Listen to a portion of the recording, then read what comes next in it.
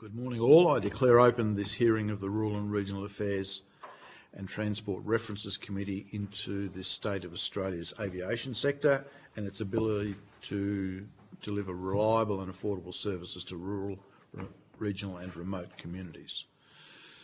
I'm Senator Richard Colbeck, the acting chair of the committee, and I'm joined by Senator Josh Deleaga via teleconference and the committee chair, Senator Ross Cadell, also by video conference. I begin by acknowledging the traditional custodians of the land on which we meet, pay my respects to their elders past and present, and I extend that respect to Aboriginal and Torres Strait Islanders peoples here today. The committee will be conducting today's hearing in person and via teleconference.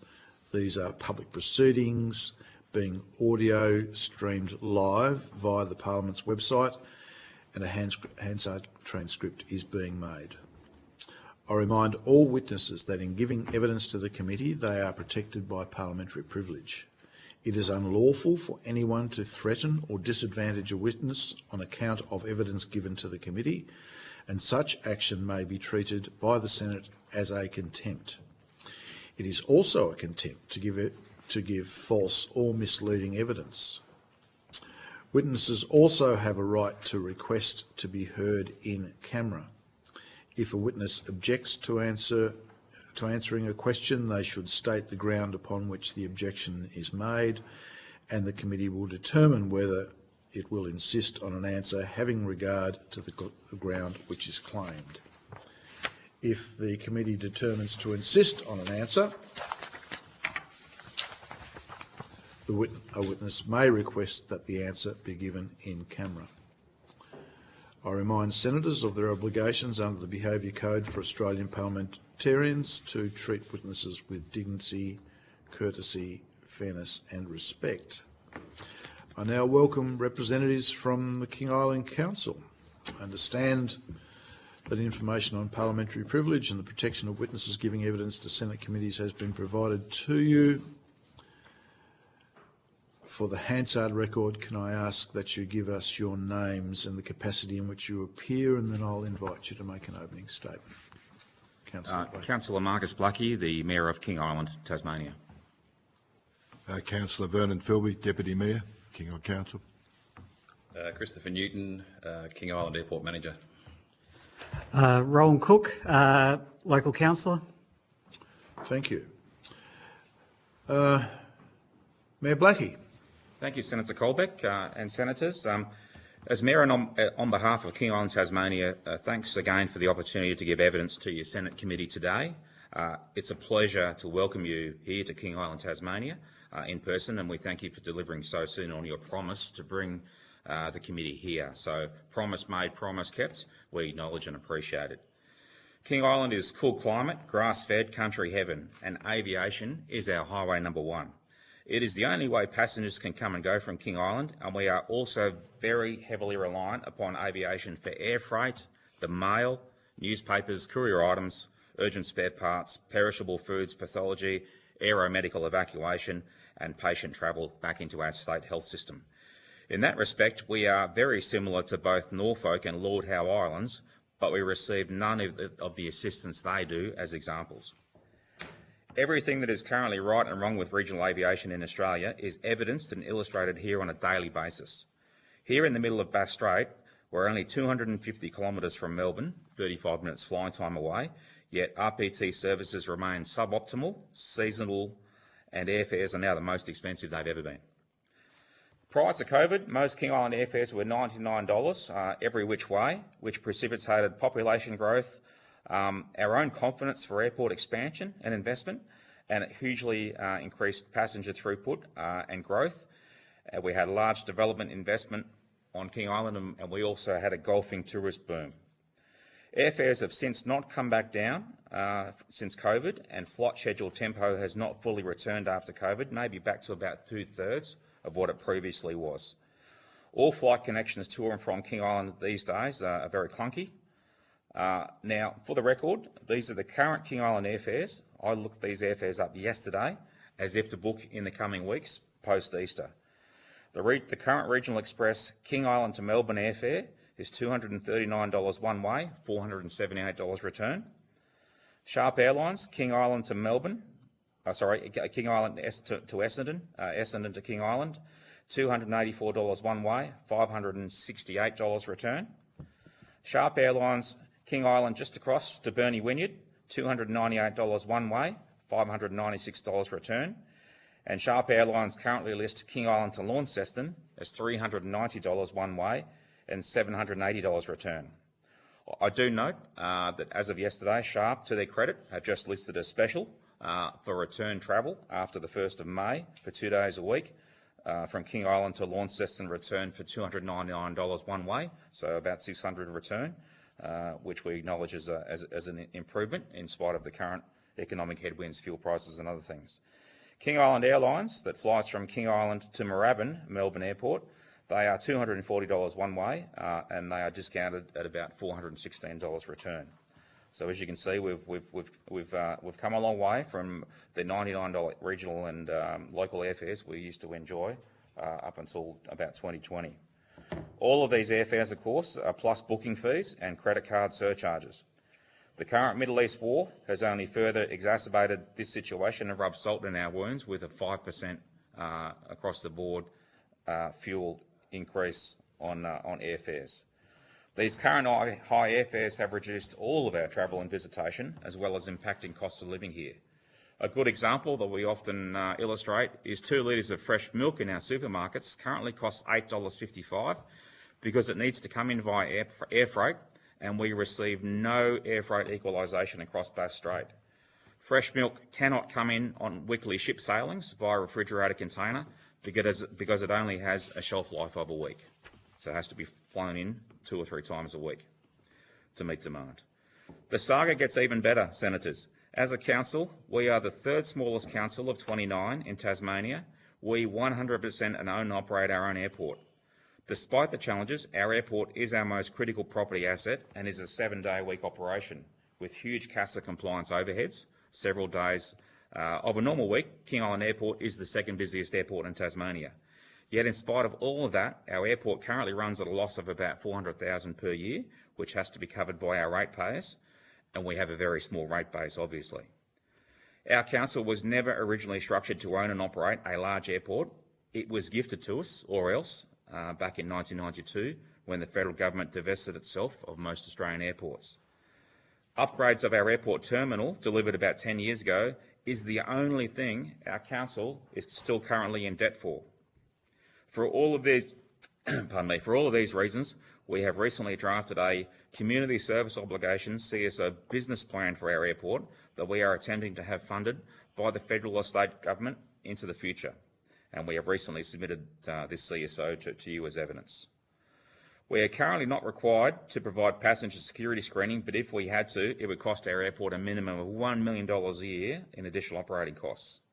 Again, aviation is critical for King Island, and there is no other current passenger alternatives, just like Norfolk and Lord Howe Islands. Yet we receive no funding support for our airport. We receive no Bass Strait air freight equalisation, and we receive no local fare subsidisation schemes. Any future government policy and support aimed at maintaining regional air routes must now not only guarantee the services, but also subsidise and reduce airfares to drive demand and increase load factors. There is no point having regional flights flown if they are too expensive to travel on. That is a lose-lose proposition. All we want and are requesting is the long-promised national highway to be properly established across Bass Strait and long overdue air freight equalisation and airfare subsidisation to be applied as and if required, as it is elsewhere in our vast country. The holy grail, of course, is for airlines to require no funding and no fare subsidies and become profitable flying our routes, which they have been up until the very recent past. Regarding passenger security, I note that passengers can now show up to an airport checked in with just a QR code on their mobile phones, with no ID verification at all, but are still subject to the somewhat draconian post-September 11 over-the-top security rigmarole of undressing and frisking for toiletries, etc. That all seems rather unbalanced to us and would be certainly overkill as far as we're concerned for regional aviation flights. Despite the challenges of our regional isolation, our King Island economy punches well above its weight and our brand is a legendary household name.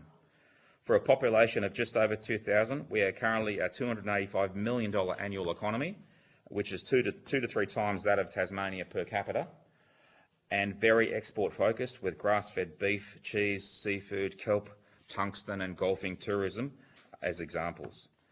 With improvements to aviation access, shipping and freight equalisation, we should become a $400 million annual economy into the 2030s. Therefore, any regional aviation support, equalisation or subsidisation provided to us will be returned to the Australian taxpayer and the Australian economy many times over in the future. Thank you, Senators, for your consideration and visiting King Island today.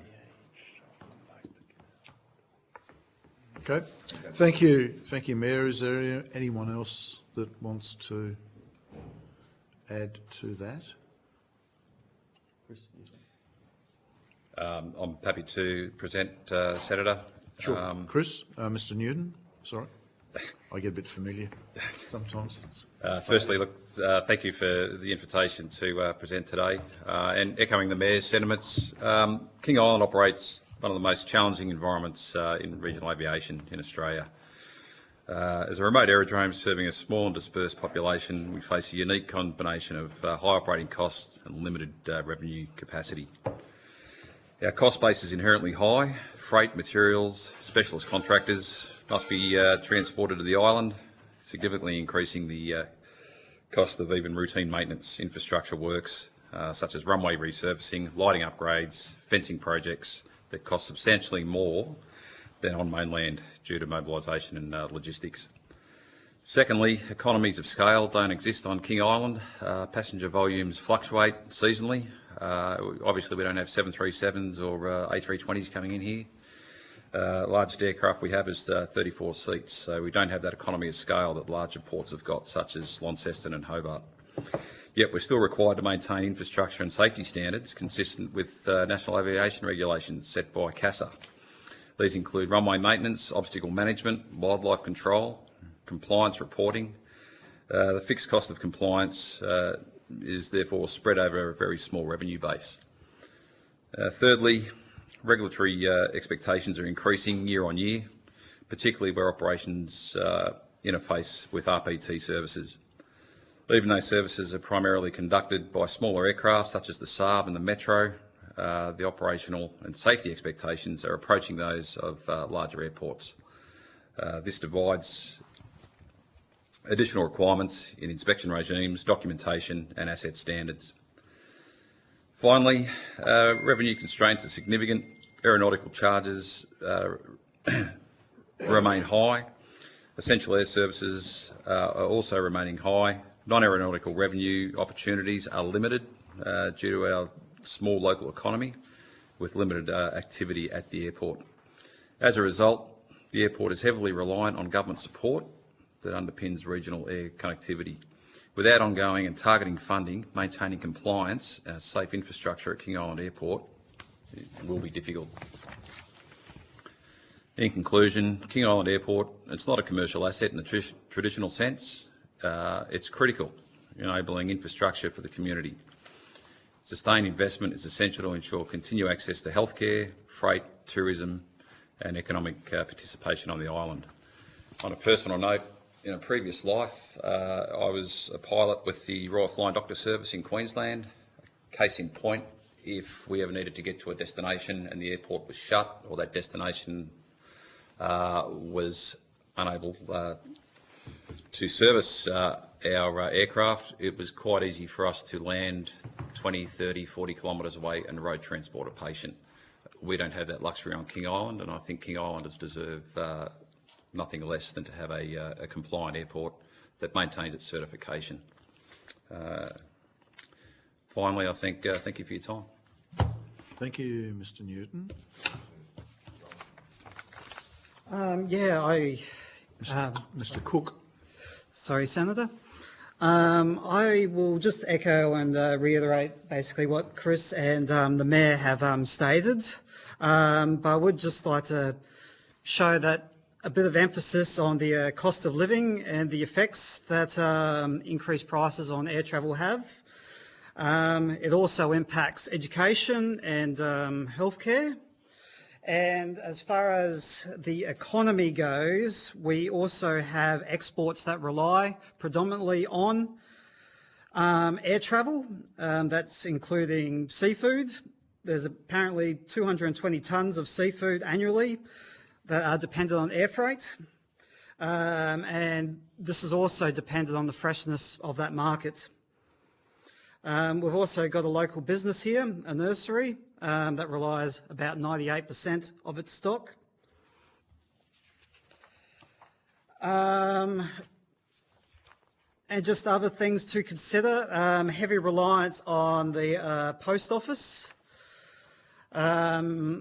The absence of weekend flights has a social impact, particularly on older residents. They rely heavily on newspaper and information, and also just general mail, and also mail that is also time sensitive. Thank you for considering these points, Senator. Thank you, Councillor Cook. I might start off and with some. You're right, Councillor. Roland's covered a fair bit what I was going to say. Okay, cool. I want to make sure that we get plenty of time to ask questions. So I'll ask a few to start with, and then I can go to Senators Deleaga and Cadell. I just want to go Mayor Mayor Blackie, so I don't want to cause a coup on the island. Not good for any of us.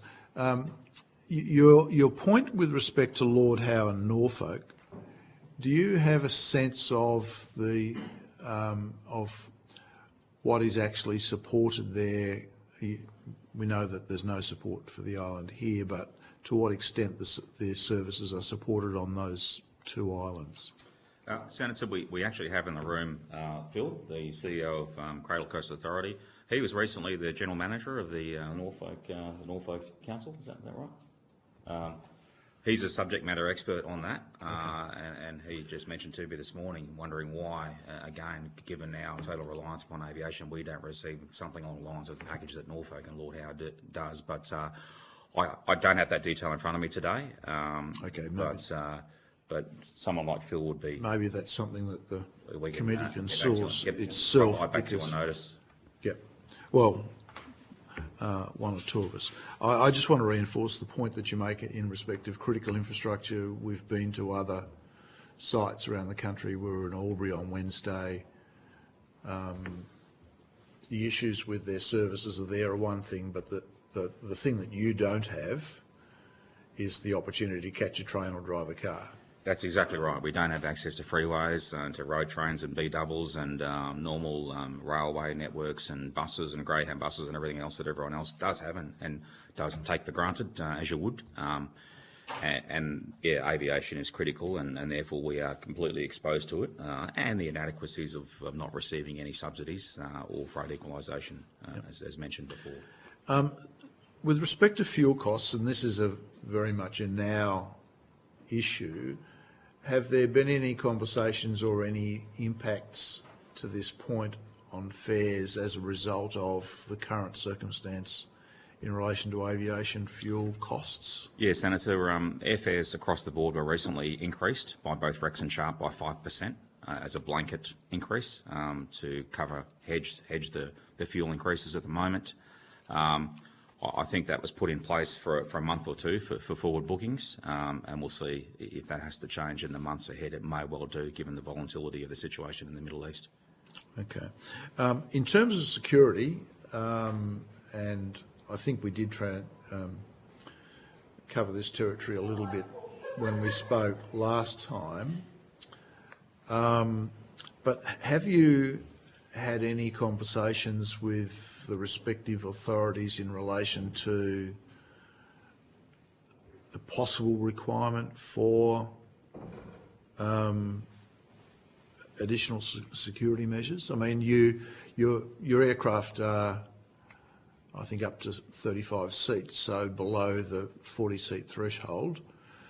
But have there been any conversations, discussions? I mean, the thing that you have had is a pretty significant increase in frequency, particularly with golf tourism coming into the system. Senator, I'll start off and answer that, and then our airport manager, Chris, can pile in. Generally speaking, for regional airfields like ours, there's no security passenger screening requirements for aircraft movements of 50 passengers or less. So that's kept us below the threshold. And thank goodness it has, because if we did have to introduce passenger screening for larger aircraft, we'd have to compartmentalise our airport, bring in X-rays and all the rigmarole. And as I said, that will cost us at least $100 million a year in operating costs. And divide up our airport. In the future, we have aspirations to get QantasLink in. QantasLink at the moment operates the Dash 8 Q400 aircraft, about a 75-seater. When our airport complex is ready for that aircraft in the future, we'd like to see it fly in and provide more capacity and more airfare and airline options. But obviously that might invoke security screening overheads for us, which are undesirable. At the moment, Burnie Wynyard Airport is been given a trial exemption to operate the QantasLink Q400 75-seat aircraft through Burnie with no passenger screening requirements. We're interested to see how that trial goes, because that will open the door for us and many, many other regional airports if successful. Chris, did you have anything else to add? Yeah, there are significant challenges when it comes to screening. We're lucky that we are under that threshold. We don't trigger the Tier 2 requirement. Largest aircraft we do have is the Saab 340, 34 seats, 39 seats is the cut-off. We have less than 50,000 RPT movements per year. So again, that keeps us under the Tier 2 threshold. Once those triggers have been passed and security is mandated, it's a whole different ballgame. And just echoing the Mayor's sentiments, we would struggle to be able to screen passengers at this point in time. We would be looking at an additional 3 to 4 staff at the airport.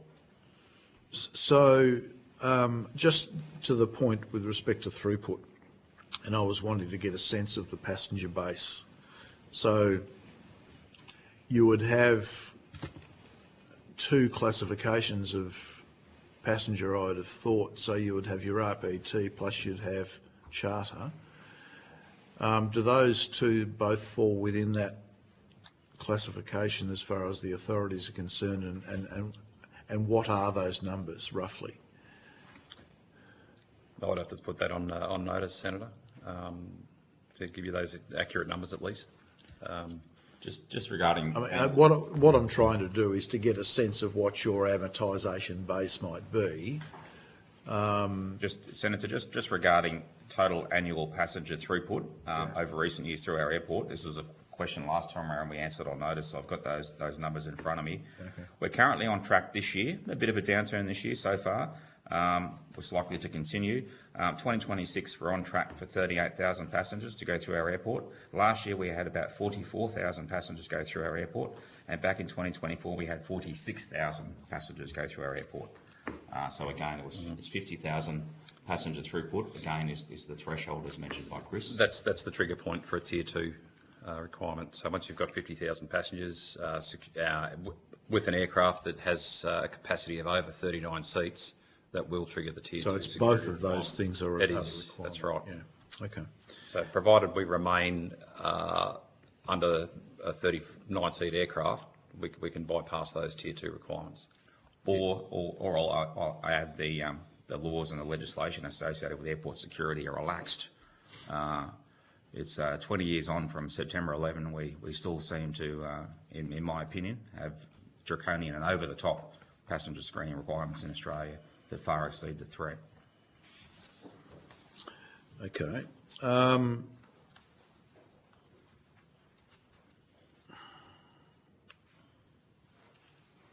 Senator DeLiga. Thank you very much, Chair, and good morning to everybody. Thank you for coming through today. Apologies that I cannot be in there in person. I come down ill overnight, so thought it was better to stay away. Can I just start by acknowledging Councillor Cook, who has announced he's not running again in this year's council elections, and thank you for your service, mate. I'm sure it's a big decision for you, so I wanted to thank you for your service. Thank you. I was going to ask, just in relation to Sharp's announcement of the direct Launceston to Currie flights. Councillor Mayor Blackie, what do you think the impact is going to be on the community for these direct flights? And what engagement did Sharp have with the council about adding these flights? Thanks, Senator DeLiga, for your question. And again, we acknowledge your recent visits to King Island and your support and championing our causes. So thank you very much, sir, for that. And please continue. Look, we've been a long developmental partner with Sharp Airlines. We've got a great history going back 30 odd years. And in recent times, Sharp has had economic headwinds and operating cost headwinds, which have led their airfares to be higher than we would like to see. And that's reduced numbers, and it's reduced those travelling with discretionary income for obvious reasons. Sharp are liaising with us, looking for ways to try and increase capacity, to shore up services to both King and Flinders Island, and to try and find a way to drive down airfare prices. The Sharp flights from King Island to Launceston have been a milk run through Burnie Wynyard both ways for a long time. That has benefits and disadvantages. But for passengers travelling who just want to travel direct to Launceston, from Launceston to King Island, they don't want to go via Burnie. And there will be people always that might get off at Burnie or get on at Burnie, and it creates a dead leg with capacity that's underutilised. So Sharp have come up with this idea to operate direct services between Launceston and King Island on a Tuesday and a Thursday, starting from the 1st of May. Because they're not landing in Burnie Wynyard, there's no dead leg, they're producing an efficiency. They're in a position to reduce the airfares, as I mentioned before, to $299 one way, so about a $600 return trip, King Island to Launceston, instead of the $750 as it currently is. So we definitely see that as a win-win. It's something that we can promote. We see that as a good start. That they've said that's a 2-month special to assess the take-up rate of those services. So we'll certainly be encouraging it. I'm intending to fly it myself as mayor. I'm sure there's something I can jump on and go to attend to Launceston as mayor for those 2 months to, again, support this good offer from Sharp. So we definitely see it as a good thing. Hopefully the shape of better things to come.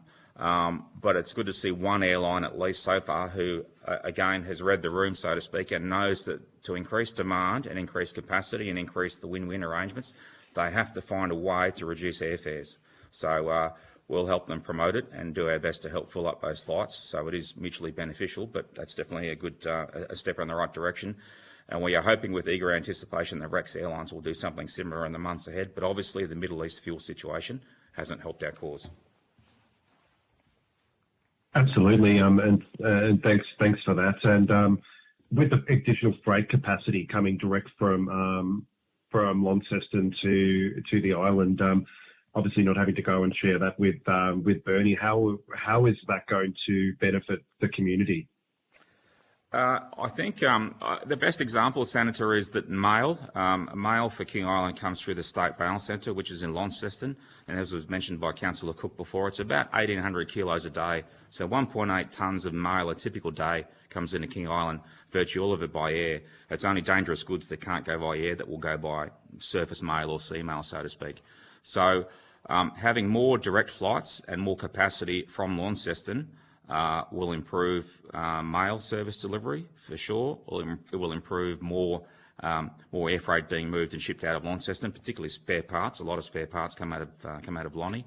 I know it's not air cargo, but equally importantly, the patients that need to go back for health care that can't be provided here on King Island in the state health system under the TAS system, most of them will go back to Launceston. So it will help and increase the availability of capacity for PTAS patients to go back into the state health system. That's great. And Sharp, as far as you're aware, they're still committed to the other days to the Burnie Wynyard King Island routes as well? Yes, at this stage they are. Several suppliers have got used to operating and hubbing out of Burnie, so they're sensitive to other customers, like our car dealerships and other things here, and they've come to hub out of Burnie and use Sharp. So Sharp are sensitive to that, and at the moment we'll see how things track. Sharp ran a trial a couple of years ago, you may or may not recall, just after COVID, with the state wanting to encourage intrastate travel again. Sharp, for a 6-month period, ran direct flights from Hobart to King Island for the first time. That was subsidised by state growth as a trial. It was moderately successful. The take-up rate was reasonably encouraging. But that service at the time, with the numbers involved, wasn't able to continue without state subsidisation, but it was certainly a trial worth having.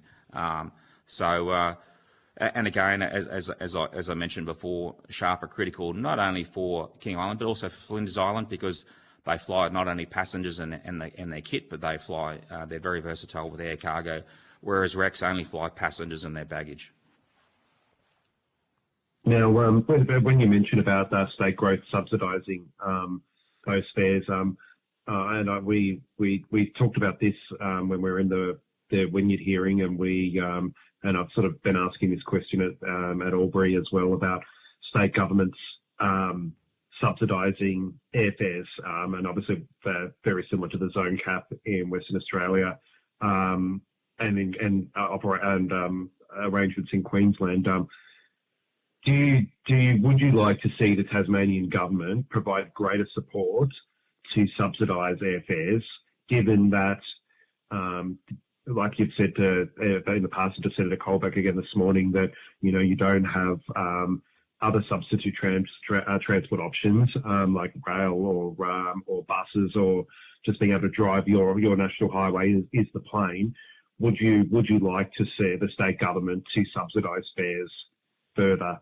And this is not just a Labor senator asking about a Liberal state government. I asked this about the Labor state governments for New South Wales and the Victorian government in the Albury-Wodonga hearing the other day. Yes, Santa, look, it's a difficult question to answer, but I think certainly the consensus here on the island, and my feel, is that it's as much as maybe more of a federal responsibility than a state responsibility.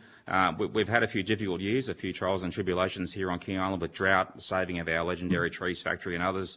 The state government have been very generous to us during those difficult times. And at the moment, the state government are funding the ongoing Sharp services to both to King and Flinders Islands. We're grateful for that support, and we hope that will continue. So the answer, I think, is, and I don't know the formulation. This is something that needs to be examined. But like obviously, Lord Howe Island is a part of New South Wales, but Norfolk Island is a territory, Australian territory in their own right. So they're under different funding structures and different funding models. That's a good point of comparison for us to consider what kind of a fare scheme might be best for King Island, because obviously we have interstate flights and we have intrastate flights. That might bring about a different model and different construct.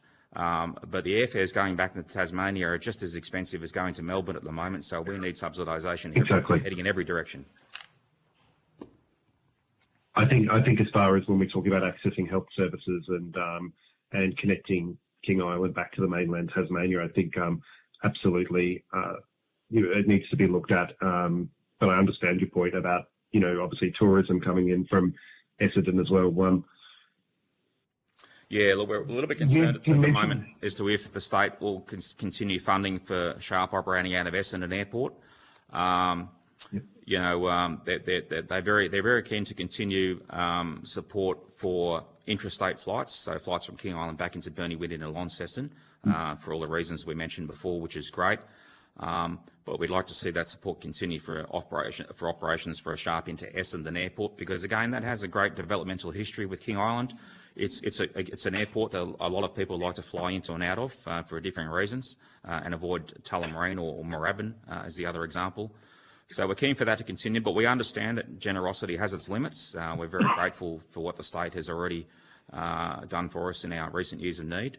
And we also understand that whatever the state is prepared to fund Sharp to, there will be a culminating point where they might want to go to a tender or expression of interest to the whole aviation market to make sure we're getting the best deal. Okay. And when was the last time you spoke to the Tasmanian government about support for the island and in relation to Sharp and also potentially subsidised fares between mainland Tasmania at least? Yeah, Senator, only actually last week, just before Easter, Steve Farquhar, Aviation Access, is mostly who we work through. He's former Qantas and an expert in the aviation industry. He's a good ally of ours and a good champion of our causes, and he understands the constraints and opportunities here, and he's the main force behind state growth support for Sharp, and we deal primarily through him. Thank you very much. And just finally, just going back to the community service obligation proposal that you've got, if the arrangements were considered, what would you say would need to be the key design features? Frequency, reliability, fare discipline, freight access, or all of them? Yeah, all of the above. Obviously, as mentioned before, Senator, owning and operating a large municipal airport is a 7-day-a-week operation. It's our most critical asset. It has to be staffed accordingly. All the CASA compliance have to be met. You're right, it has to be designed for passenger throughput and increasing passenger throughput in the future, which we're all driving to try and achieve. Increased passenger throughput, increased tourism, increased population here on the island is something we're achieving at the moment and continue to push as well, worthy of mentioning.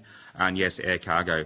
When the airport was expanded about 10 years ago, and as I mentioned before, it's the only thing our council is still in debt for, was the large expansion and redevelopment of our airport terminal complex about 10 years ago.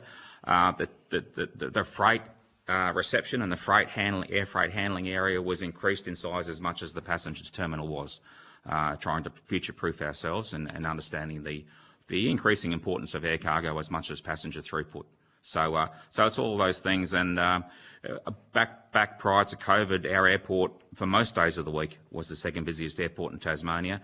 Obviously, flight tempo and aircraft movements have dropped off since to now a couple of days a week we're the second busiest airport in Tasmania.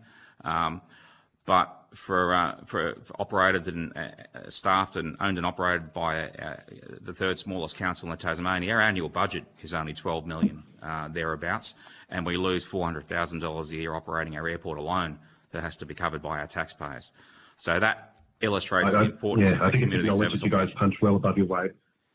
Yeah, and that illustrates the importance of the community service obligation. If we can, as I said before, if we can sort out and improve aviation access, shipping and freight equalisation, which not only we and Flinders but the whole state of Tasmania will benefit from, that will really unlock our economic potential, and it's an investment that will pay itself many times over.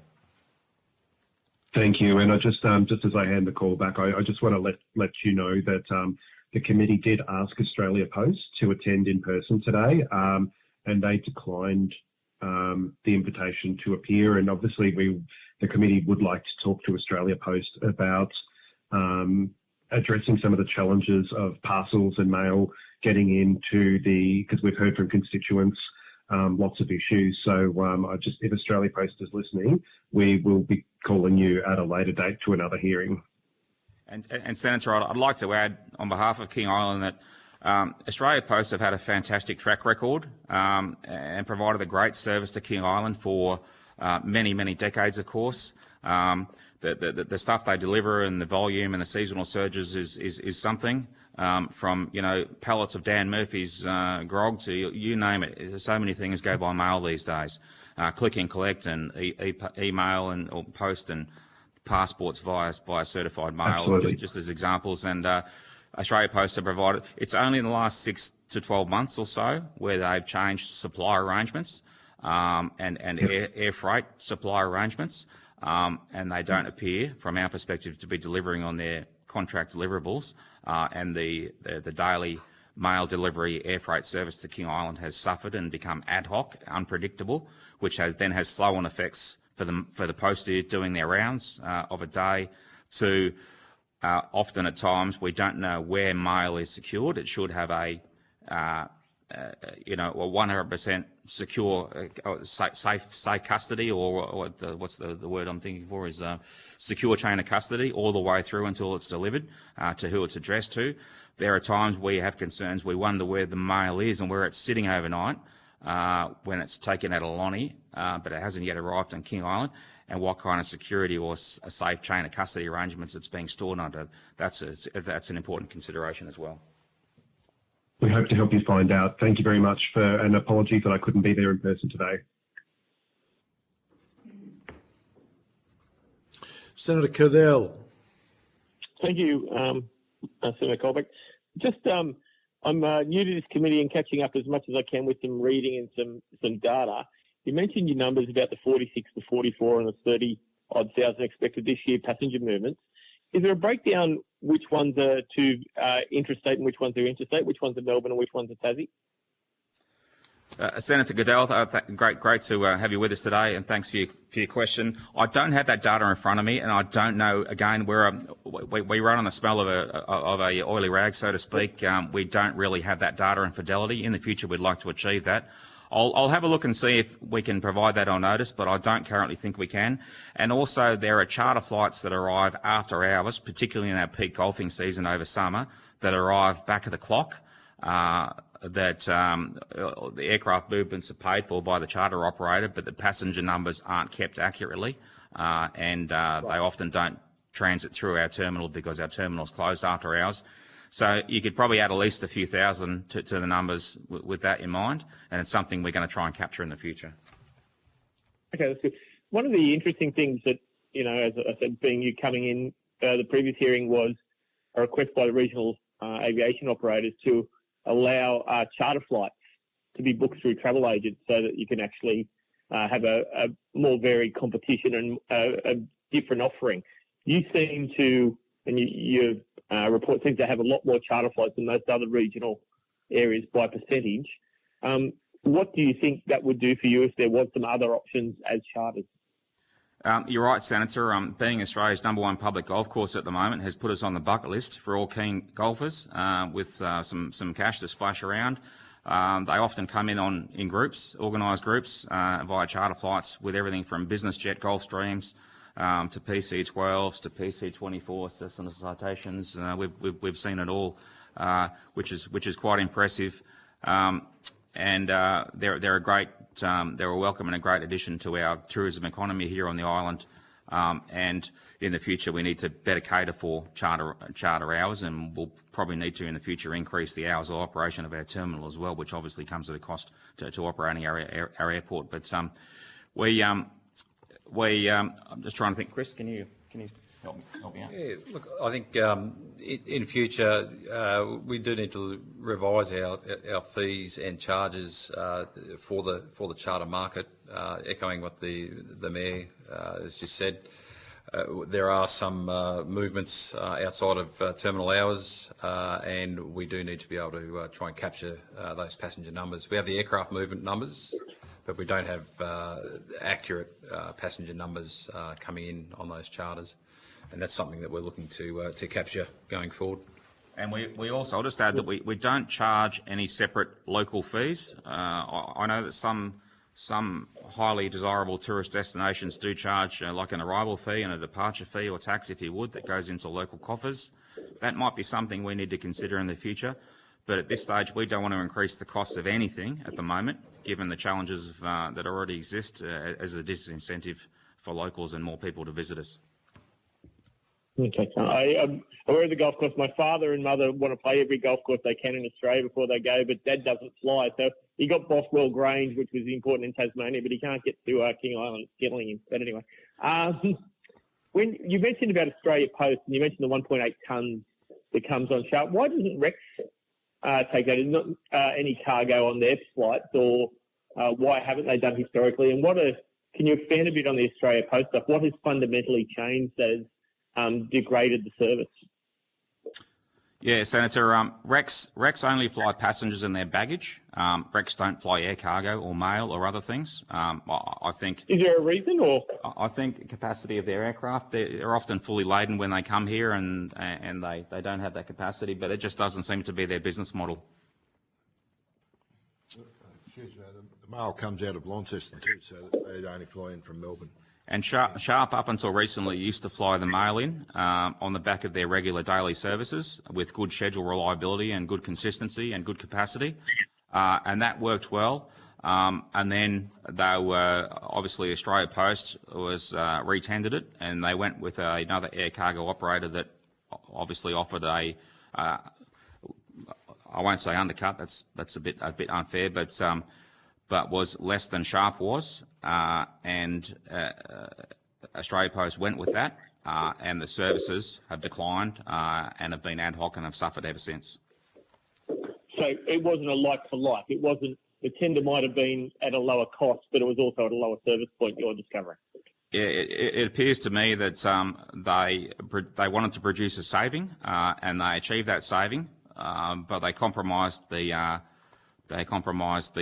mail supply chain in the process, and have upset their great track record here on King Island and upset King Island customers, and in particular have put incredible strain on the licensed post office here and the team here, which do their best, but they don't know when the mail is arriving on a given day, even if it's going to arrive, which is just completely unacceptable.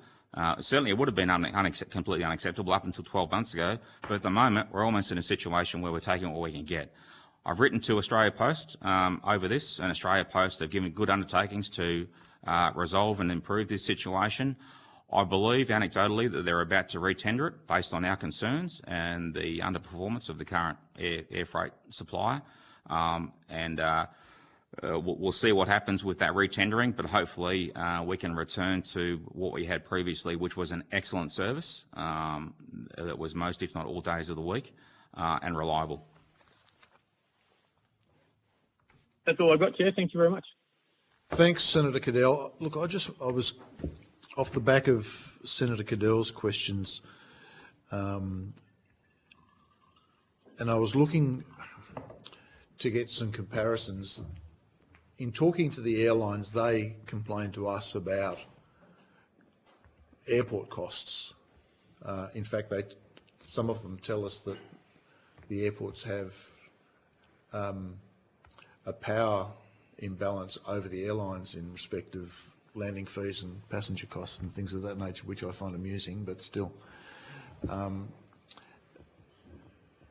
Do you have a comparison of what your local per passenger costs might be compared to other airports, which can give us a bit of a sense of where the scale sits? We know that your amortisation capacity is limited by your numbers and other factors, but trying to work out how all of these things fit into a bigger pie is complex. Do you have a sense of what those costs are and the contribution that they make to passengers coming and going? I would say they are significantly higher than larger ports, again, because we don't have that economy of scale. We have smaller aircraft, 34 seats, 18 seats, and we've also got the added burden of our isolation too. So all the infrastructure that's needed to support the terminal operations, we're paying a premium for, unlike airports on the mainland or other ports around Tasmania. So without an accurate figure, I would argue that our costs would be significantly higher per passenger than other Is it possible for you to give us something perhaps on notice, and if you need it to be in confidence, we can accept it in that? But just to answer the second part of that question, the Senator, our landing fees and airport handling fees and passenger fees, etc., by regional Australian standards are pretty cheap. We would be cheaper than most regional airports. And we've stayed that way for a range of reasons, and we might need to look at our fee structure in the future. But again, we're very reticent at the moment to to do anything that will be a disincentive for airlines to fly here and or to reduce airfares and all those sorts of things. Well, the obvious impact is on passengers, and so price being one of the issues about movement or otherwise is, so I think that you're wise to be sensitive to that. And as a country airport, we don't charge for airport parking or long-term parking. We don't have a Victoria's Secrets shop in our airport terminal. I hope we never do. It's a flippant example, but that makes my point. We don't make a huge income from retail or parking operations or anything like that. We never really will as a small regional airport, and we don't want to get too greedy on that front as well, because it's a disincentive. It's bad for business. We want to encourage hire car businesses and tour businesses and tour operators and a small business to operate in and around our airport and do so with the freedom they deserve, not the disincentive and the gougery that happens in other big airports around the country. Just in terms of cadence of flights, so what's the differential between weekends and weekdays? So Rex don't come on weekends, for example, is that? Rex have a single service on a weekend, whereas weekdays we have a twice daily service, Okay. Which we call the Triangle, which incorporates Burnie through to Melbourne. On weekends it's just a direct Melbourne service. Okay.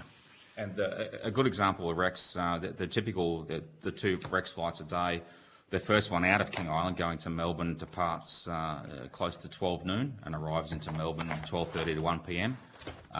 So it's clunky for connections, because by that time half of the day's flights out of Melbourne have blasted off, and so trying to connect anywhere is difficult, especially internationally. As a golden rule, King Islanders flying out of here, we want to allow ourselves a minimum of 3 hours connection times, especially if you've got to change terminals arriving into Melbourne, assuming Rex is on time. And if you're travelling internationally, you won't risk it. Your international flight you'll have the next day. You'll overnight at Melbourne Airport or stay in Melbourne and not risk it. That's how clunky the connections can be. And the afternoon flight, the Rex operates out of King Island back to Melbourne, goes via Burnie. So you're going the long way. You're going backwards to go forwards first and foremost. And you don't get into Melbourne until about 7 p.m. and by then you pretty much missed any reasonable connections. Again, connection-friendly timings are important for us. Rex used to operate an early morning service back before COVID, sort of 9 a.m. or thereabouts, which used to connect with most of the day's flights and was just very business travel-friendly and good for tourism as well. Okay. Speaking of connections, Senator, I do have a flight to catch, so I'll have to leave it. Well, I was just about to let you all go, so thank you for your evidence. I think there might have been a couple of questions you've taken on notice. If I can have, or the committee can have that information back by Thursday, the 7th of May. We'll now move to our next witnesses. Thank you. Thanks, Mayor. Thanks, councillors.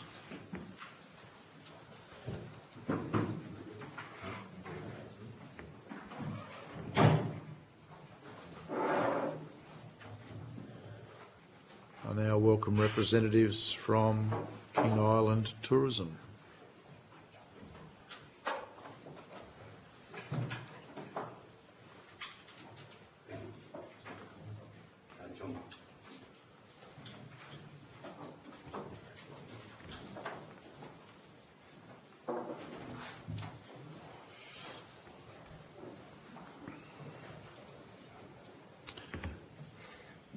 Gentlemen, now welcome representatives from King Island Tourism. I understand that information on parliamentary privilege and the protection of witnesses giving evidence to Senate committees has been provided to you. For the Hansard record, would you please state your names and the capacity in which you appear today? Then we'll go to an opening statement if you want to give one. Adam Healy, President of the King Island Tourism Association. John Currie, Vice President of the King Island Tourism Association. Welcome, gentlemen. Thank you. Would you like to give an opening statement? Certainly would. Good morning, members of the Senate Committee. My name is Adam Healy and I'm joined with John Geary, and we're here to represent the King Island Tourism Association. Our island is virtually unique in the regional landscape, having no passenger transport option other than air travel. Air travel is essential for commerce, wellbeing, health and economic growth. King Island has been, is and always will be a primary production island, producing world-class beef and cheese, thriving fishing industry and having one of the richest deposits of tungsten in the world. In addition to these industries, King Island has become known as a first-class golfing destination, with the #1 ranked course in Australia, Cape Wickham, located at the northern end of the island, and Ocean Dunes, ranked number 13, located some 5 kilometres from the airport on the coast. As well as these 2 courses, we have our local True Links course and 2 further 18-hole courses in the pipeline. Golf is undeniably an important impetus for visitor growth, though our natural, pristine environment is also a big drawcard for the tourists. With growing numbers of golfing visitors, we have seen the development of a brewery, distilleries, premium coastal visitor accommodation and restaurants, and Ocean Dunes currently developing substantial accommodation to operate in conjunction with its existing golf course. All of this significant private investment is well and good and very exciting for the island, though will amount to naught without a reliable and consistent air service having the ability to grow with demand as needed. In recent years, our air service has been characterised by schedule reductions, airline uncertainty, not being conducive to consumer confidence. Since COVID, reliability of our air travel service has declined with a great number of delays, cancellations and breakdowns in conjunction with increasing costs of airfares. King Island Tourism believes that the reliability, seating capacity, ability to cater for future demand and certainty of our air service is not at an acceptable level at the moment. We welcome the opportunity to answer any of the questions you have for us. Thank you. Anything else to add, Mr. Geary? No, that's it. Thank you. What is your understanding, your belief that is driving the reductions in reliability and overall service level? I mean, we've just heard from Council, relatively significant, if you look at it in percentage terms, projected reduction in passengers throughput since 24. So you're talking 8,000 out of 46, so that's a reasonable proportion. What do you, what's the drivers of that, and what do you think the drivers of the service reduction might be? Well, in regards to I think you can put quite a bit of that responsibility back on the airlines. So we went through that, so the episode with Rex, where people were going and sort of saying, well, is it going to be actually still flying? Then you've had Sharp reducing the number of flights it schedules. So people lost confidence in coming to this island. Now, it's already a remote, sort of little island in the middle of Bass Strait, which is pretty windy and a little bit terrifying for people on small aeroplanes. Then you throw into the risk that Rex mightn't even be here, or Sharp could be dropping that flight. Sort of the uncertainty that they put in front of us didn't in no way helped our cause in becoming a sort of secure tourism destination. And that was, sort of that's been over our heads for some time now with the, sort of the Rex debacle. So I think that can attribute quite a bit of blame to that. I think, sort of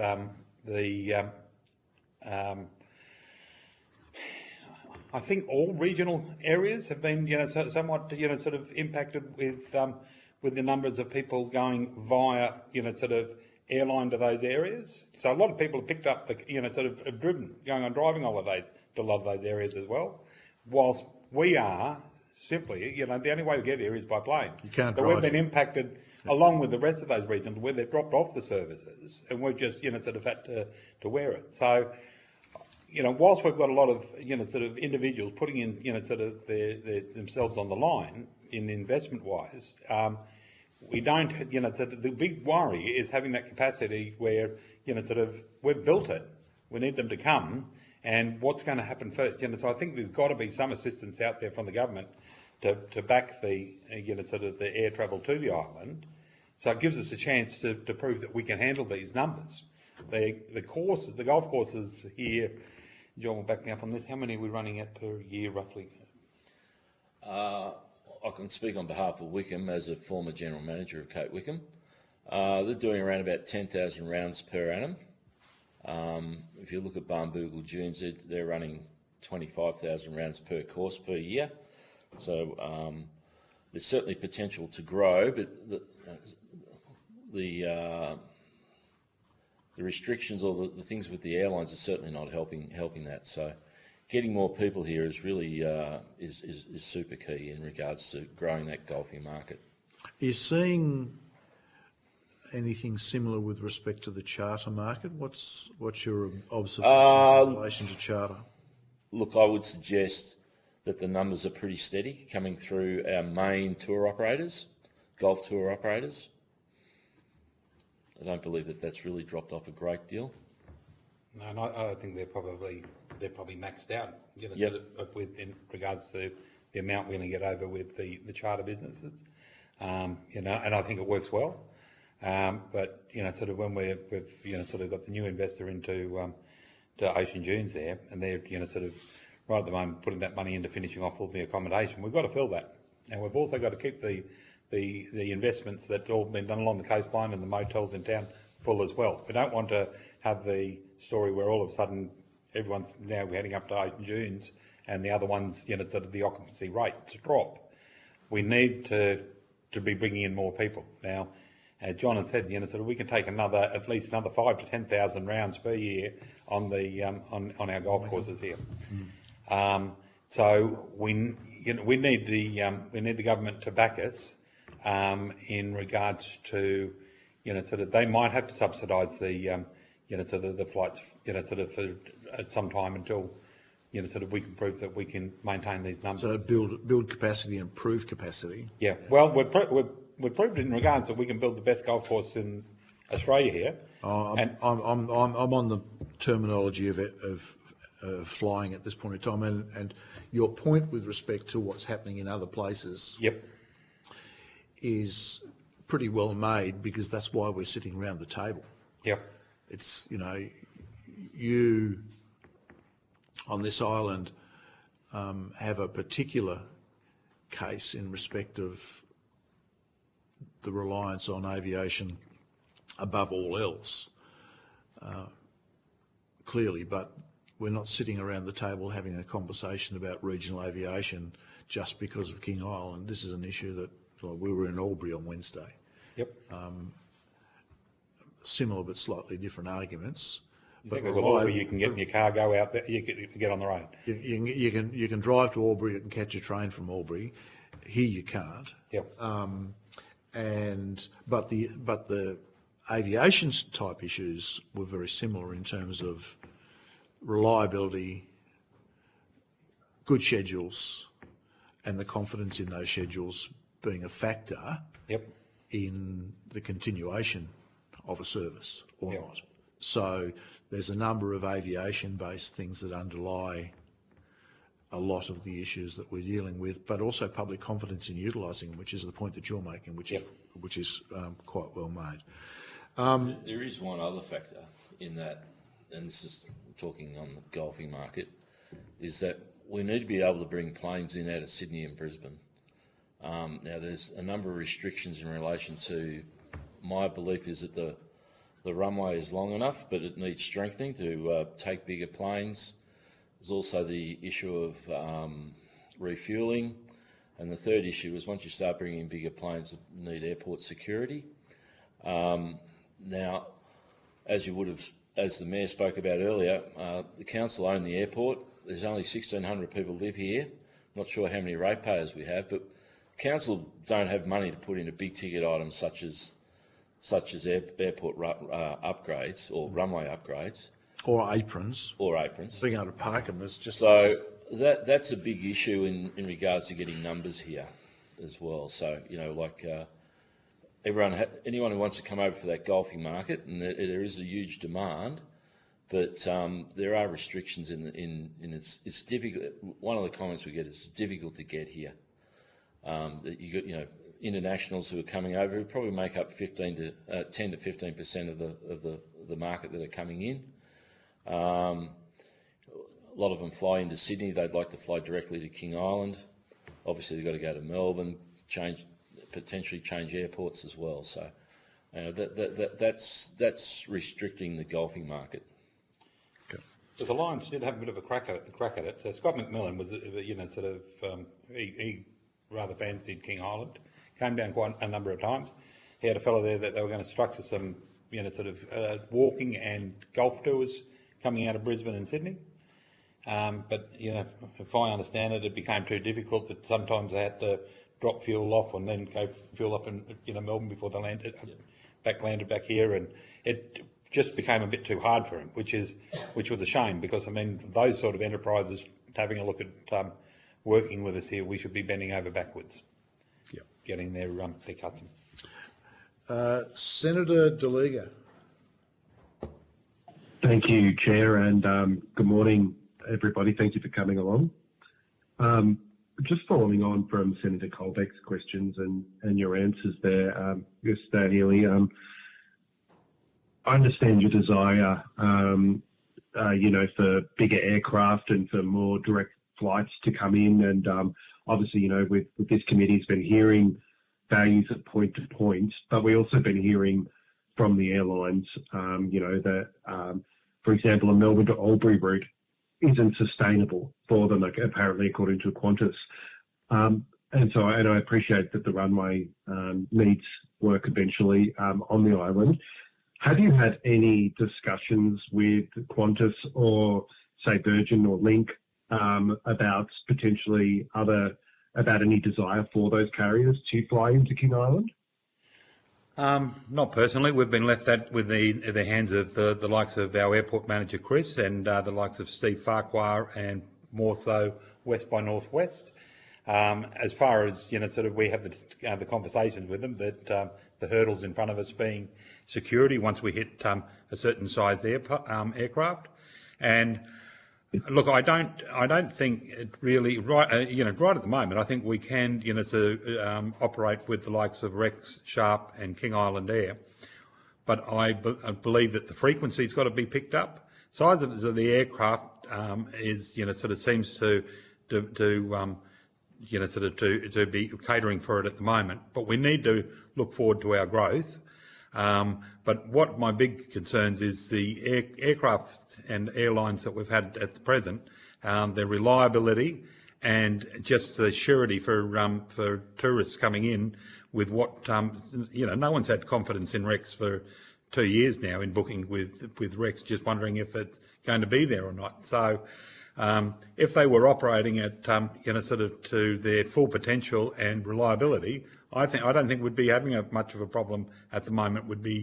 They'd be catering for the island, adequately, and we would be in a position looking at how we cope in the future when we need that demand, which we don't need right at the moment. We're still in the finishing off Ocean Dunes accommodation, but we do need to try and get a plan in place to increase the amount of people we can get here, whether it's by putting more planes on with Rex and Sharp. That may well be the answer if our airport can't afford to expand the security in that.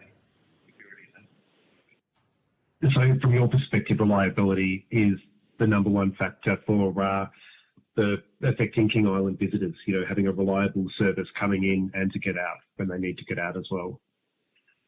Indeed. I guess and you would probably be aware of our problems here.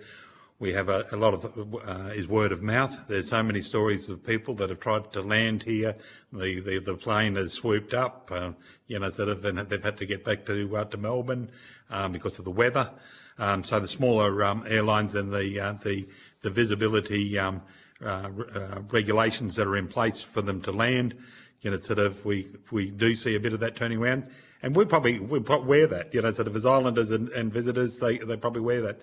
It's where we get so many of these cancellations from maintenance issues, from staff issues, from, they're not all the reasons aren't reported to us, but, that's where it's letting us down. So far we've been able to work with the smaller aircraft that we've got, but they do cause us some grief at times in their, sort of just in how they handle the conditions. And do you think the greater challenge is to break this to get in first-time visitors, or retaining confidence among repeat and high-value visitors? Well, sort of in regards to it, sort of our high-value visitors. I mean, our golf courses are expensive to play on, and there's a I guess it is a high-cost destination, and in some ways it. Sort of a lot of islanders don't like to hear this, but it preserves our way of life too, that it's expensive to get here. We enjoy an extraordinary lifestyle with no crime, no violence, and that is a lot to do with that we know our community is 1,600 strong. And, not every Tom, Dick and Harry can come here because it is expensive to get here. Whilst it's too expensive for our locals, so, there should be a subsidy in place to cater for locals and family to get on with life, and sort of for health and for shopping and for their general needs to be able to get on and off the island. But I'd be probably pillaged that I think that we can get away with it being sort of a bit more of a high cost for actual visitors just coming to utilise the island for golf and for our beauty, what we've got. And do you think if the state government subsidised airfares for locals, that would give more confidence to scheduling, and would that would airlines potentially increase services if they had that confidence of state government subsidising fares for locals? Well, I don't think it would be a negative. So I think yes, I think it'd have to be seen as a positive by them. Also, I think it would be well received by our locals. One of their biggest, sort of gripes is cost of living and getting off the island. Sort of for a family to get off and visit, and most of the visitation that for family back to Tasmania, it's the blow-ins like John and I that got our family on the mainland. But I think that would be a big positive for the state government to be seen to be, sort of helping the islanders out like that. Yeah. I think the big factor for King Island is, as has been stated, is that you can only get here by plane. So,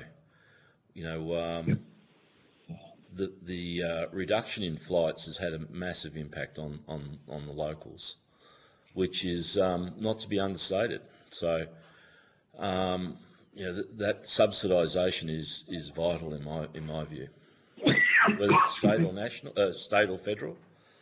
But availability of flights is very, very poor at the moment. So, sort of we're all finding it difficult being locals to be able to get on and off the island. It isn't.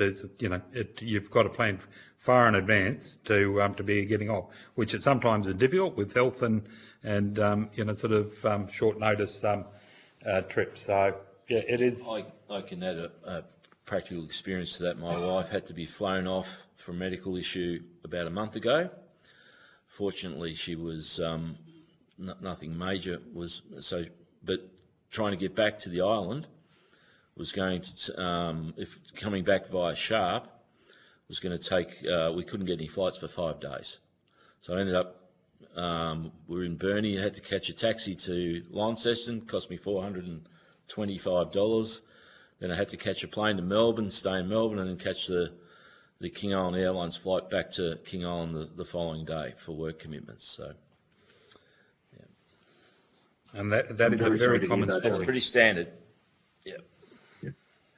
But yeah, very sorry to hear that. Thank you for your efforts today. I'll pass back to the chair. Thanks. Senator Cadell. Thank you, Chair. When we heard the numbers of the flights falling over the last 3 years, 46, 44, down in the 30s, the official passenger numbers now, but also they didn't get charter numbers. What are the occupancy rates at your venues? What residential occupancy rates? Yeah, just at the hotels. I know you say you're still building some accommodation and things like that, but have you seen what are we talking? We're talking about like more than 10%, 14% drop in flights going through the passenger terminal. Are you seeing that in hotel accommodation and that from a tourism perspective? Okay, well, I haven't had that feedback from operators, and I don't think John. Oh, look, we don't have any statistics to back it up, but my gut feeling would say that there's certainly been a drop off in occupancy rates for certainly for the guest accommodation.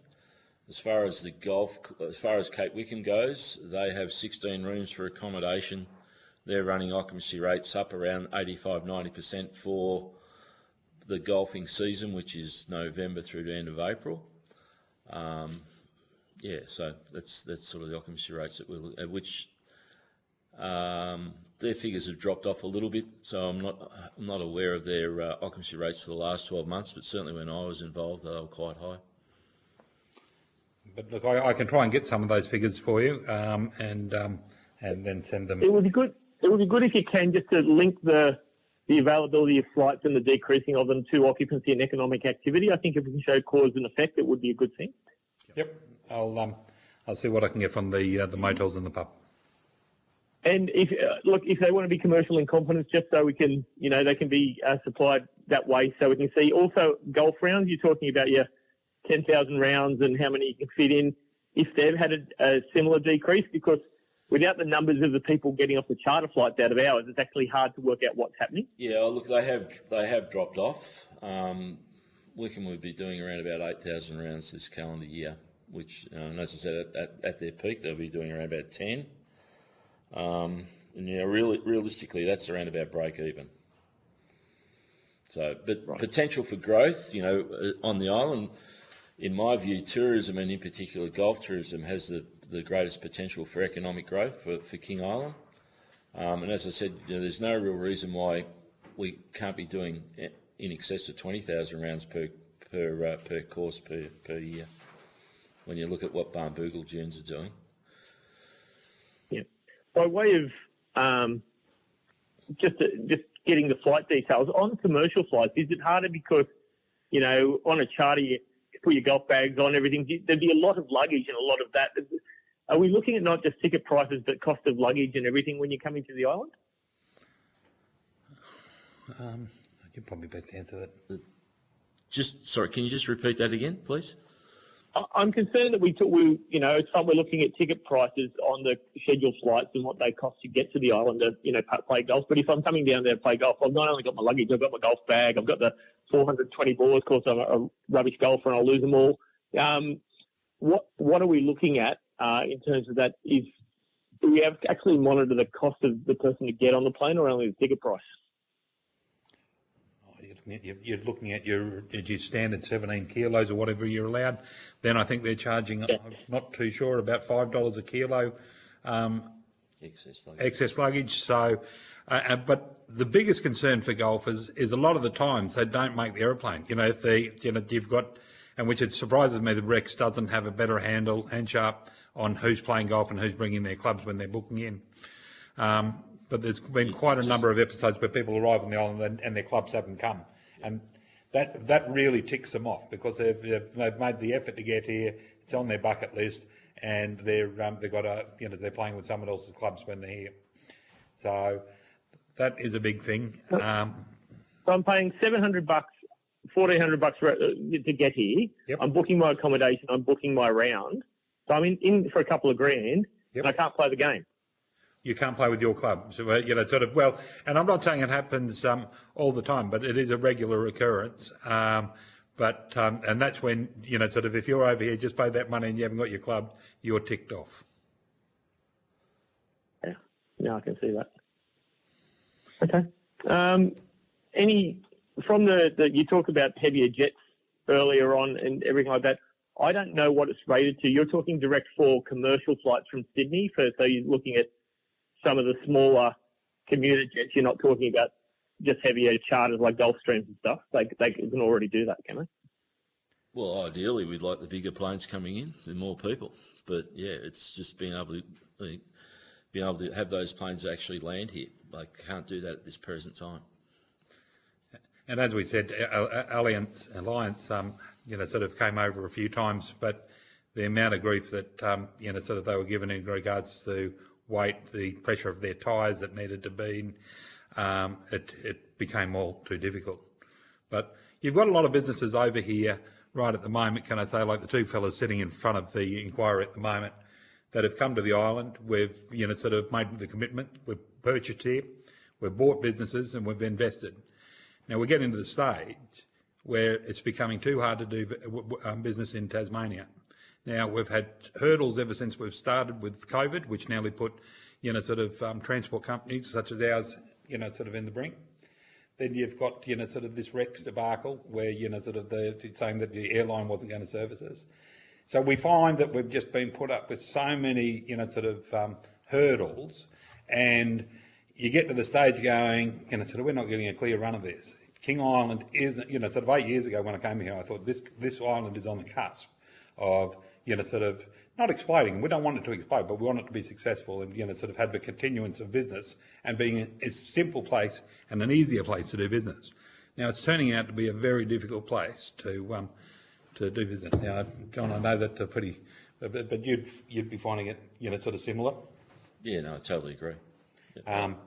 It's a bit of an antidote, but I equate King Island to anyone who comes over. I equate King Island to a bit like living in the outback. There's things you take for granted in a capital city that just don't happen here. Telecommunications is one of those, but there's a whole range of things. So it's a challenging, it's an unbelievable environment to live here. It's it's a great lifestyle, but it is challenging. And I think would you say that the air access and the availability of it for tourism in tourism business is worse now than when you made your investment decision? Yeah. Yes. Okay. Thank you, Chair. Thank you. I think that covers us for the moment. There's a couple of things I think you've taken on notice, so if you could get that information back to us by Thursday. I think it's a good start to get the golf rounds, so you can have a look at the. And I think if we can, they will have to be held in confidence. And we'll talk to the managers of the golf clubs just to give you the figures going forward, and that gives you a great indication of the actual visitation. Because 60% of visitors are golfers that come over. Well, if you're talking Wickham at 8,000 this year versus average of 10, it's down by a similar proportion as to the passengers on 20%. Yeah. So it's goes hand in hand, doesn't it? You can see how the two things marry up. Yep. In terms of their varying effects, and I think you would. But we'll also try and get some figures from the upmarket accommodation. So there's been a number of high-end accommodation built since the golf courses are here to cater for the golfing market, and I'm sure that those numbers would be fractionally down as well. I mean, it's a spectacularly special place to come and visit. Yeah. But you still need to be confident that you can and that's a big make your travel. And so the conversations we were having in Albury the other day, very different context, but confidence in schedules and all of those sorts of things, being able to come and go when you plan to come and go, notwithstanding things like the weather, which are part of being here. Anyone who's been here a lot over a period of time understands that, but all things being equal, the reliability of service is a really important factor in confidence of people to travel. Yeah. The Mayor touched on earlier about some subsidised flights from Hobart to King Island.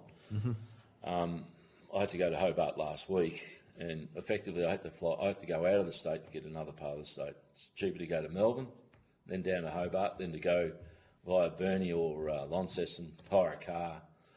Yeah, so, but that's just part of living on King Island. They're the sorts of things that I'm willing to do that, but it's just one thing after another. It is remote living. Just like to stress that. Or remote living with an extra element of only one form of travel. Yep. And also those direct flights to Hobart, so look, I don't think they're the answer to our problems here. As John said, it's bloody difficult for us to get there, but that's not going to create our influx. Now, when we tried that Hobart, that was during COVID, where the government said, look, well, how about we have a crack to try and sort of sustain some travel for you, sort of keep the state moving. And, so we weren't So that getting was that part much of out of that the state. broader COVID Exactly. support program that was. So where we're going to get our sort of our paying customers is going to be Melbourne, sort of, and Sydney, Brisbane, but coming through predominantly through Melbourne. So that's where, sort of we need, sort of a lot of, and I'm talking on behalf of tourism, that's where, sort of it's going to be coming from. Yep. It'd be a nice luxury to have to get to Hobart, but that's not where we're going to get our great numbers. Okay. Thanks, gentlemen. As I said, that information that you're getting for us, if we can have that back by Thursday, the 7th of May, and anything that needs to be managed confidentially or in a particular way by the committee, please indicate that as part of your submission. No dramas. We'll just go through Jamison for that. Just send it all to Jamison. Thank you. Thank you. I now welcome representatives from the King Island Regional Development Organisation.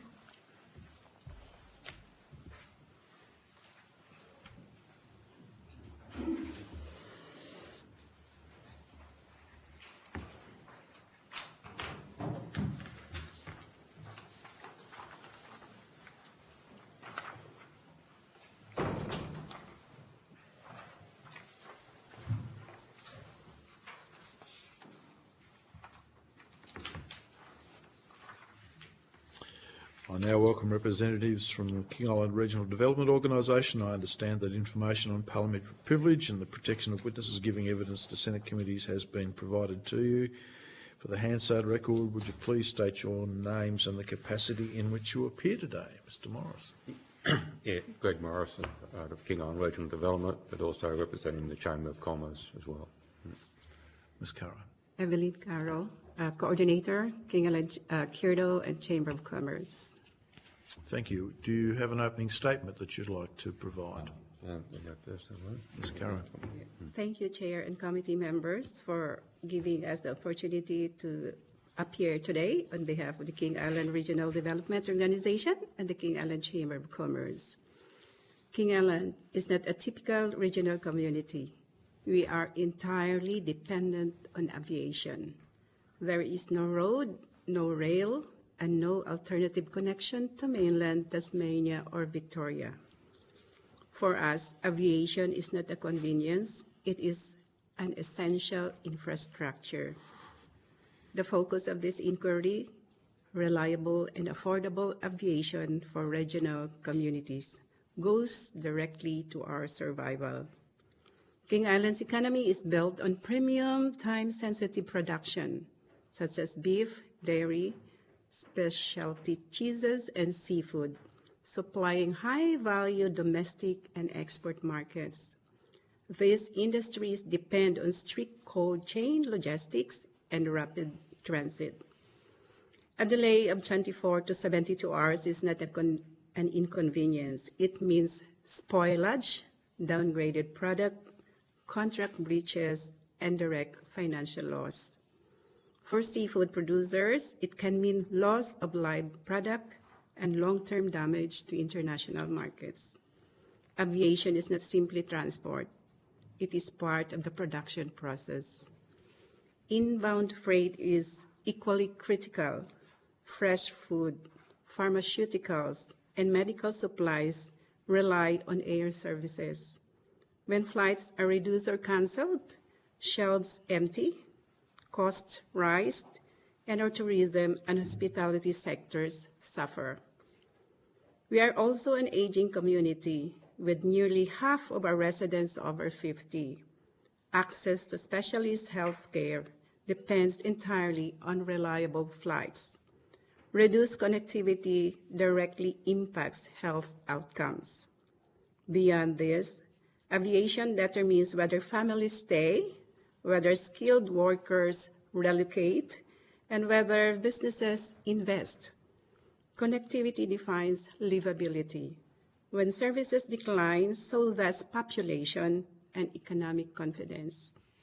King Island meets every criterion of strengthened community service obligation recognition.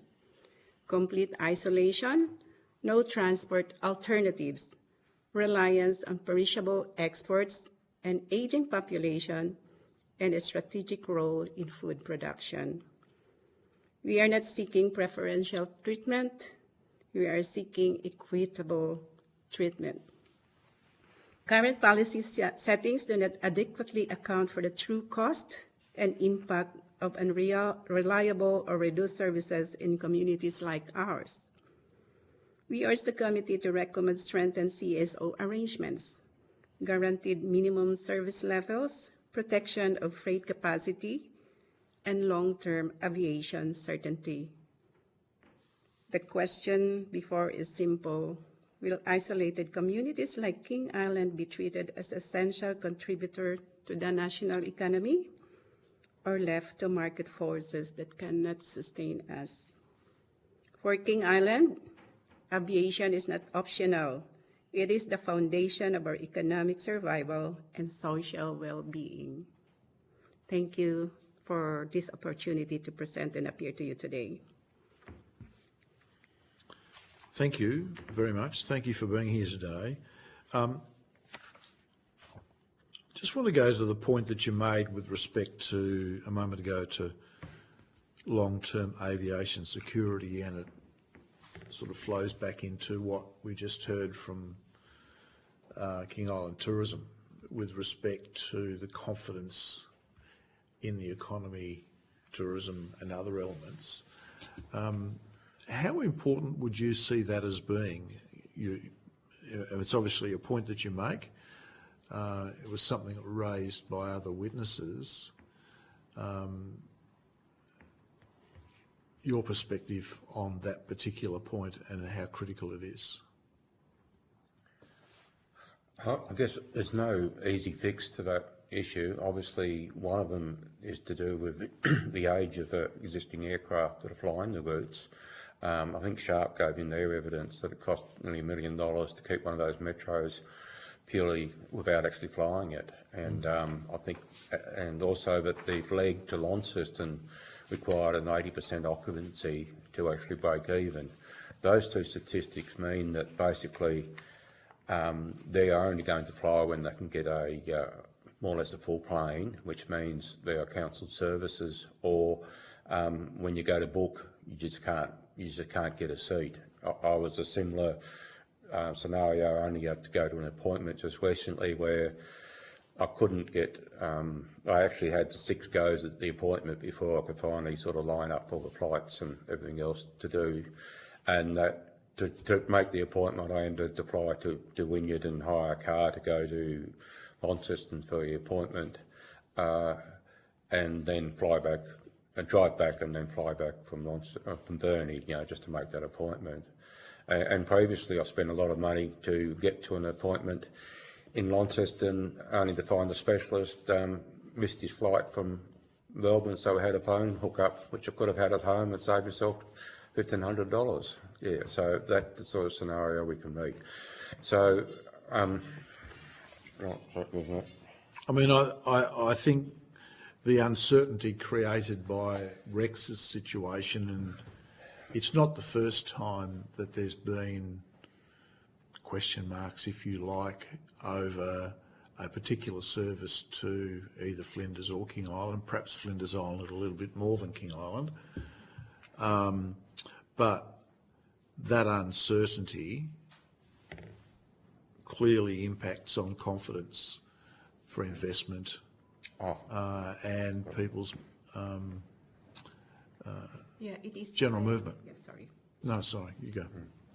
It is highly critical in the case of King Island because we need reliability of service. So, a delay in a flight. Just recently, my family experienced it. There was a delay of 3 hours flight, and it affected our connecting flight to Sydney.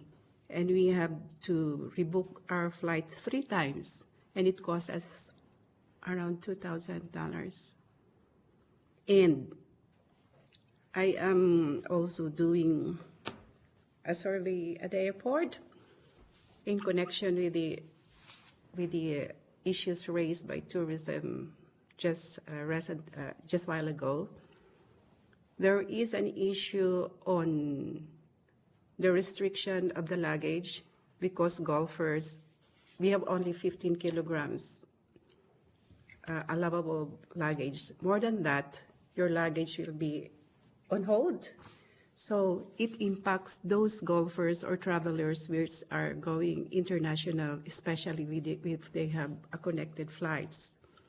So a baggage delay will affect the connecting flights as well, because you don't have the certainty if the luggage will be there the following day or just in time for your flight to go. It's been good that Rex and Virgin has a link, but this time it doesn't have anymore. So luggage connection will be on held at the airport because you have to transfer it again and so on. So this costs so much, especially for the international golf players. This piss them out, and instead of going in here, they stay in Melbourne and play golf in there. Okay. Senator DeLuga. Thank you very much, and good morning. Thank you for appearing before the committee. I just wanted to ask about your submission. You talk about as well about the enhanced community service obligation arrangements. And this morning I'd asked the council about similar arrangements in Western Australia and Queensland for where governments subsidise or regulate fares. Why do you think Tasmania doesn't have similar schemes in place? We did put that up there. We understand that the council, their concern, which we all share, is the operating cost of the airport. And once again, with if it goes to larger aircraft, the security cost on top of what they're already doing. But the actual residents of the island are probably suffering even more than what the council possibly is, as far as the cost of airfares, fuel, other transport, freight, postage. We're at the end of a very long supply chain, and every hiccup, be it shipping or air, has a huge impact, be it spare parts for machinery, be it getting a technician in to fix the fridge in the supermarket. All those issues are amplified because of our distance. So yeah, we're just wondering whether there's an opportunity, as someone suggested, maybe it is cheaper airfares for locals to get on and off the island once a year, or whatever. But there is a need to be able to keep our community ticking over, whether it's even a tax concession and a different rating for the pensions and stuff like that, because we're finding that a lot of people are finding it that they either leave the island and retire elsewhere because they understand that they can't continue to afford to live here and keep contact with their families if they're off the island, because their families can't really afford to come and go to visit, or they can't afford to leave and keep in contact. So it is getting to a stage, as spoken to tourists, that the island, a lot of the island people are starting to wonder, can we sustain what we've found to be a good lifestyle, but can that be sustainable long term? We've just had a huge, in the last couple of years, in our shipping costs, because nearly all of our product is either starts in mainland Australia or ends up in the mainland Australia, yet we have to transport it all the way via Tasmania to get it there. So that's adding to this compounding effect of being at the end of the supply chain and being price takers. Yeah. And have you spoken with the Tasmanian government about that idea of the trip of once a subsidised flight once out of the state per year, for example, or like, you know, tiered pricing for pensioners? Have you raised that? And if you have, what was the response? Not directly, no. This is brought, obviously this is where the conversation's been focused at the moment, although I was involved in the freight equalisation hearings last week, and I've seen a report that the state government presented regarding our perishable and trying to get freight authorisation for air transport of perishable and time-sensitive freight. And their argument basically was, well, the shipping is once a week, so if to be eligible for freight subsidy would have to be if a ship missed a full sailing, but they seem to not comprehend all of our vegetables, fruit are all flown in because the supply chain by shipping is so long that no one will bring perishables or risk frozen goods via the shipping service at the moment. So that basically they don't even understand what we have to fly purely to maintain our community. In addition to that, Absolutely. sorry. In addition to that, because of the volume of freight being flown in, the capacity for freight services is limited for each aircraft because we have a small aircraft. So they have to divide it between the passengers' luggage and the freight services that coming in. Absolutely, that's a key consideration as well. Thank you for that. Thank you, Chair. That's all I've got. Thanks. So I might just ask another question off the back of that. So, I mean, you're effectively saying that the overall costs, not just aviation but shipping, and both of those becoming more expensive, is generating potentially a viability issue for living on the island because of the cost. Oh, definitely. It's getting to that stage. I know, speaking to a recent arrival that moved to the island with a major beef property, was starting to question whether, with the extra freight cost and lack of direct access for livestock to Victoria, whether they made the right decision. It just every hurdle seems to be getting harder and harder as they noted with operating a tourist business. It's the same for the agriculture sector, let alone the war in the Middle East at the moment. It's just added another 10-20% more risk with our cost of fertiliser, fuel, etc. It's definitely a lot of people are thinking about the viability of, and especially the young families and that. Yeah, and with the limited methods of access, it impacts on everything. And I guess the other concern I do have, and I think I raised it at the previous one, is the relying on two aircraft type because of a limitation on the airstrip. We're relying on the Metro and the Saab, and either one of those could have at some stage have a flaw come relevant where all of them, one of those planes could be grounded for an unspecified amount of time. Because of their age, it might be a structural fault or something may come up, and suddenly we've lost 50 or 60% of our aircraft available to land here.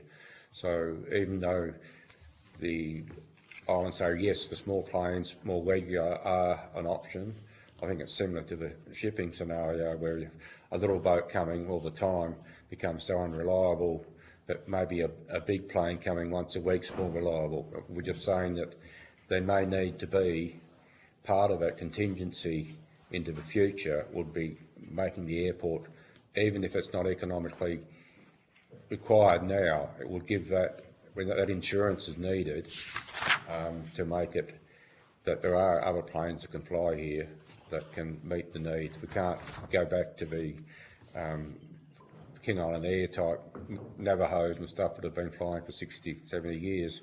We can't go back to that.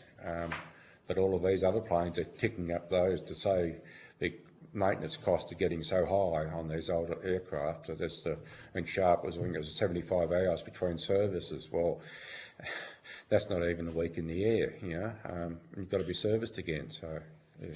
So you talk in your submission about a community service obligation, and you also talk about a minimum frequency.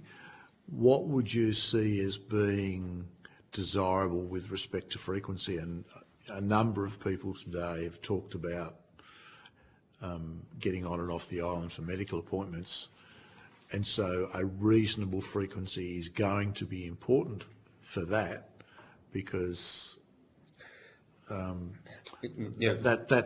that's just a factor of being able to attend those things. So what would be a reasonable, in the circumstance where there was a community service obligation and part of that was a minimum frequency, what sort of frequency would you see as being required?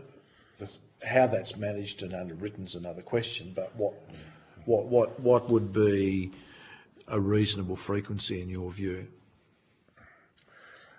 Well, it has to be morning and afternoon flights.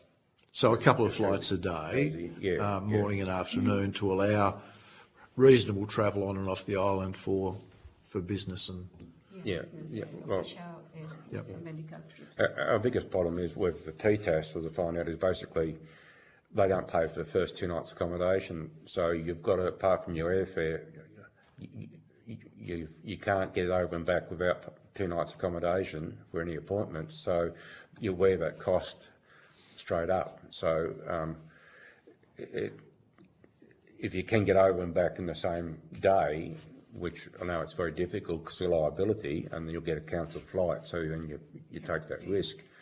But whilst the airlines, if their cost structure with fuel, landing, whatever operating cost, rely on an 80% occupancy rate, you're not going to get frequency and availability of flights. I really don't know how the two can really mix unless they can break even at 50%.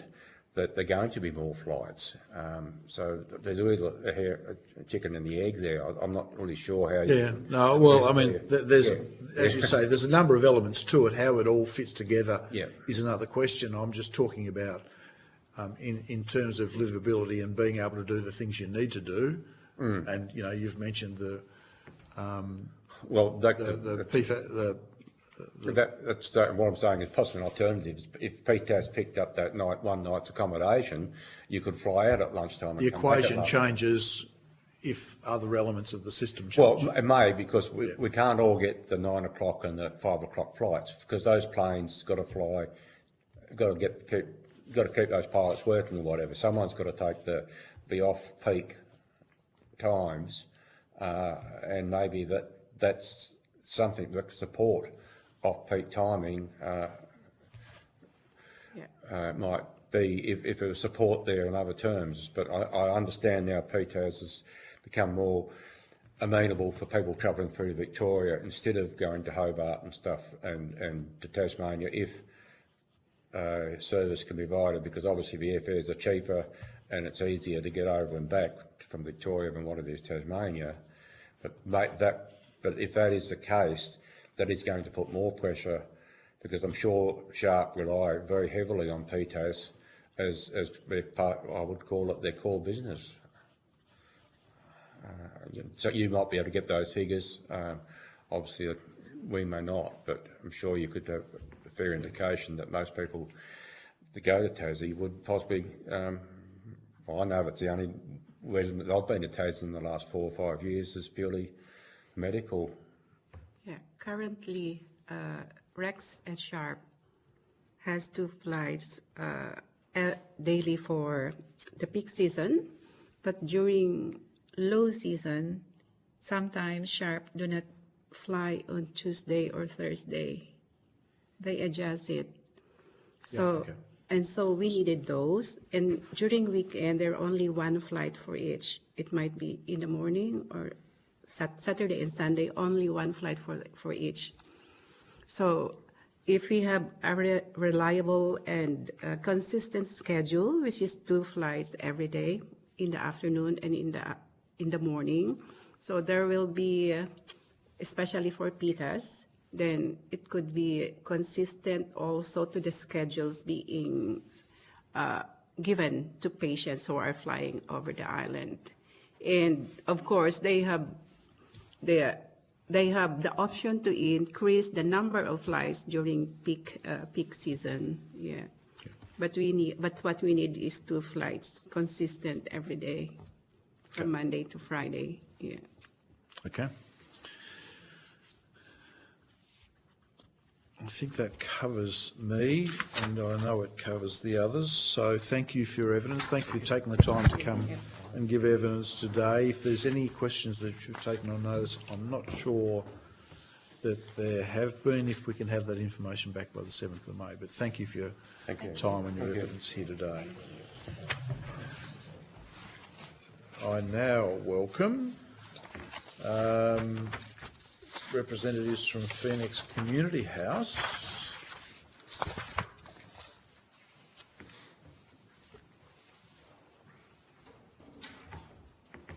Hello, Sally. How you going? Good, thank you. You? Welcome. Thank you. Did you get blown in?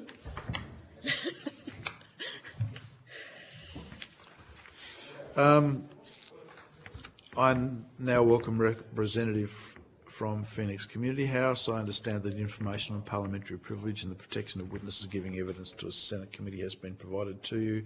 For the Hansard record, could you please give us your name and the capacity in which you appear today? My name is Sally Hanavier and I'm the manager at Phoenix Community House. Welcome. Thank you for taking the time to be here today. Would you like to make an opening statement? If you don't mind. Yes, please. Good morning and thank you for the invitation to attend. As you may know, I'm the manager of Phoenix Community House, King Island. Phoenix House runs several programs supporting the King Island community, including the King Island Men's Shed and the King Island Community Garden. Our focus is community development, and part of that role is supporting residents live on our remote island, adapt and juggle the high cost of living associated with residing here. During the 22-23 financial year, we had 5,978 contacts within the community. During the 23-24 year, we had 13,627 contacts. And during the 24-25 year, we had 11,767 contacts. Thus, over the last 3 financial years, we have assisted 31,372 people, and that with a population of approximately 1,600 people, the community would see Phoenix House as an essential community service. The way statistics are going at the moment, I think our contacts will be bigger this year as well.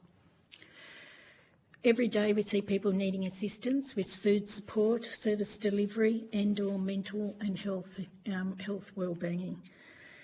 We see people who want to stay on King Island but are juggling with the idea to leave as they can't afford to live here. The average cost of groceries for a family of 4 is $800 per week, and yet wages are the same as everywhere else, hence most people must work 2 jobs. The cost of bringing perishable items such as fruit, vegetables and dairy through the aviation sector is quite expensive and quite often unreliable. Each time a family of 4 wish to leave the island, the cost of airfares could equate to at least $2,000, and that's without a flight connection to another state, the cost of a hire car or accommodation once they get there. In relation to this hearing, in my opinion, the key issues that need addressing are: we need a reliable, safe and affordable daily air service to Melbourne and to Tasmania, or Victoria and to Tasmania. I think that residential fares should be reintroduced to help the people that live here. We need a designated affordable air freight service. If a larger plane was used for air freight services, larger perishable items such as fresh plants can be more attainable. As the postal service is no longer a majority of letter delivery, but rather parcels, a designated Australia Post delivery should be made separate to normal freight delivery. At the moment, they've got to choose which comes, And people sometimes are waiting 3 weeks for some of their parcels to come through. 3 weeks. Yep. The freight equalisation scheme should be applied to air freight services on and off the island, as per the recommendation made at the freight equalisation inquiry. And all airlines that service the island should receive government assistance to continue to operate their service if the operating costs are prohibitable, i.e. in this economy with the rising cost of fuel. The other thing that I've thought of on the way here, traditionally rural airports run at a loss. King Island's no different from anywhere else. I urge the government to continue to support the regional grants program with regional airports so that they can upgrade their facilities. Thank you.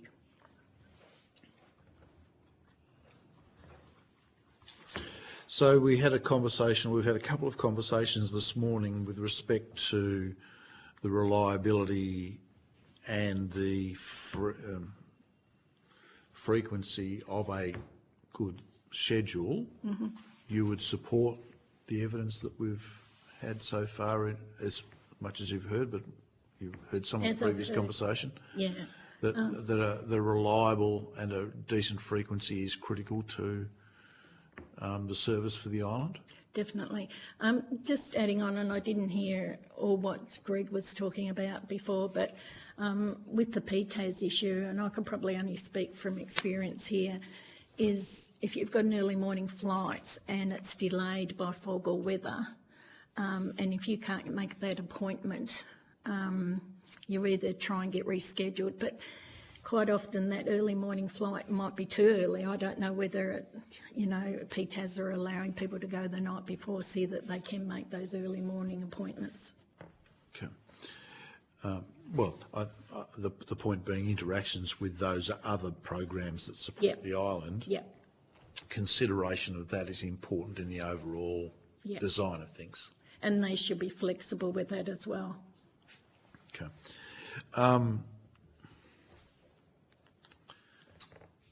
I just want to go back to your comments with respect to Post, which has been raised by a number of witnesses today. Mm-hmm. I think Post perhaps being an issue about its reliability more broadly, but that's clearly magnified when you come onto the island here with the way that the system is working at the moment. So Mayor said it was previously a very good service. Now, not knowing whether something's coming or not, or 3 weeks to get from Tassie mm-hmm. seems a bit off the... And can be the norm, sitting in St Leonard's in Launceston. Like, we've got tracking now, we know where they are, and it's just sitting there. So again, it goes back to the critical nature of reliable, consistent scheduling, so that you can plan your lives and operate your lives in a way that is reasonable in the context of anybody else. And I think also we need to change with the times. I mean, previously with Australia Post, you would have, 3 or 4 of those Hessian bags would be full of letters and bills and that. That doesn't happen anymore. Everyone uses email. So the majority of it now is parcel post. And if the post has got priority over, say, some of the goods and services that are coming into the island, it's the chicken before the egg. Are you waiting for the fresh fruit and veggies to come in, or are you waiting for your delivery of your post? So, in that sense, would you say that there is a regional understanding or coordination of the overall needs of the island? That would seem that if they're the decisions that are having to be made, there isn't capacity to do it properly. I think so. And I think, look, Senator Colbeck, I think you know the island well enough to know we are different. We're not in a box, so we've got to be adaptable. And you are. And we are, yes. And that's why, and we're resilient. And a lot of us just say, my parcel is in St Helens, and accept that. But at this day and age, it isn't acceptable. And if it's something that somebody is waiting on a part, like i.e. a farmer, and it means that his business is held up for 3 weeks because he can't get a part for his machinery, for his tractor, it's just not good enough. Yep. Okay. Senator DeLiga. Thanks very much, Chair, and welcome to the committee. Thanks for appearing, Sally. It's sorry I couldn't be there in person today.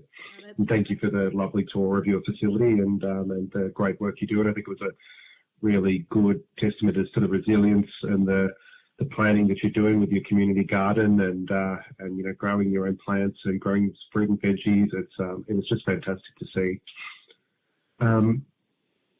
I just wanted to ask about talking about the targeted essential connectivity arrangements for King Island. What would it need to include? Can you, could you ask that in another way? Say if there was targeted support for residents of King Island to be connected to the mainland of Tasmania, like what would that need to include? A reliable, safe, daily air service. In my opening statement, I put my suggestions that I thought was a good idea. I thought that we should have a designated freight service and perhaps even a designated postal run where the post actually comes in on their own, I mean, I don't know, a charter or something. That might take some of the pressure off. And would you also, similar to the some of the other evidence from the questions that I've asked about the Tasmanian government providing some subsidised fares, similar to other governments like Queensland and Western Australia, to assist residents of King Island to be able to get to mainland Tasmania to access the services you need? What sort of support do you think could be provided in that way? They used to be offered a resident fare. I haven't seen that for a long time now, but that would help families enormously, I would think. As I said, normally if you've got a family of 4, like mum and dad and 2 kids, you're looking at approximately $2,000 just to get off the island. If there was a resident fare, and it could even be negotiable, like it could be during the off-peak, like you could work in with the airlines and then you know, families could tailor their holidays around that, but any assistance from the Tasmanian government definitely would be, I'm sure, would be accepted by all residents gratefully. And one of the other issues that we've heard from today is the previous direct service down to Hobart. Do you see this as something that the government could look at with Sharp? For you know, to be able to better access specialist health services, or to be able to access the you know, the King Island residents to access their capital city? I really haven't got much thought on this myself. A personal friend of mine had a relative that was in hospital in Hobart not so long ago, and they were actually flying via Melbourne, and that was the cheapest and the quickest and the easiest way to get there. Whether you had a service to Hobart once or twice a week, I don't know. That might help those people that need that direct medical. Yes. But I wouldn't think a daily service. I would think Sharp should be looking, of course, yes. Yeah, looking after their routes that they got now, I would think. Absolutely, and we've just seen, you know, today Sharp announced that they'll do the direct Lonnie to King Island a couple of days a week, which is obviously welcomed by the committee and by the residents. I'm sure. I guess it's from hearing the amount of contacts that you're having and the amount that people are needing support. Obviously, you know, we're hearing things such as, you know, the issues of freight, the issues of being able to access healthcare. You know, people not wanting to retire on the island. This sounds, you know, I'm not thinking that it's going to be feasible to retire on the island. This is sounding quite devastating for King Island residents. what's the burden and burden's probably the wrong word, but what's the impact on the community house? What sort of, are you providing cooked meals to people? Are you providing, are you resourced to be able to provide all this extra support? At this stage, yes and no. We're relying on the community garden to produce their own produce, and so that's seasonal. We've got a very good relationship with Loaves and Fishes out of Devonport, and we've tried, because we're part of the neighbourhood house network, we've tried like the other neighbourhood houses to get free food through Loaves and Fishes. It just wasn't affordable to bring them in with air freight, so we had to rely on Eastern shipping. And that didn't work either because, for example, one week we had a reverse sailing. The fresh produce went to Melbourne, it came back to us a week later and it was basically all rotten, so it all had to be thrown out. Oh, God. So that didn't work. At one stage there we were trying to get fresh milk in, at $6.70 a kilo. That you added that together for 2 kilos, you're up to $14 a thing. What's the name of milk? I went down and negotiated a price with IGA, and they're just getting the milk in at basically cost price. They're not making any money on it. Just see that we can have some sort of healthy option. Retirees, I don't know. Look, I'm fortunate in that I'm probably near to that group of people, and at our age we don't need a lot, and we're normally self-sufficient. But I do feel for the families. I do for the families and the young kids. I feel I just don't know how they do it, and a lot of them are relying on buying stuff off island to survive, like young children, young mums with children. They've got to get their nappies in, fresh fruit and veggies that we get on the island. It's substandard, and if somebody can source it somewhere else and get it in, and even if they're paying high price, they will do that. But you've got to have the income to be able to support that. It's very. It's tough, and if we lose our families, we lose our services, we lose school teachers, we lose health services. It's all right for having an ageing population, but we need those young ones to step up and stay here. Absolutely. Look, thank you for your evidence, and thanks for everything you do for the community. Thank you, Chair. No problem, and you're doing a good job too. I just want to go back to that broader viability issue. We've had a chat about that with a couple of the other witnesses as well. I mean, there are so many things that are of high value here. You have high value tourism, your beef, your dairy, the mine. I mean, all of those things need people to sustain them. So an appropriate capacity to move people and goods is really fundamental to the entire island from whatever perspective. That would be a reasonable statement to make, would it not? Oh, definitely.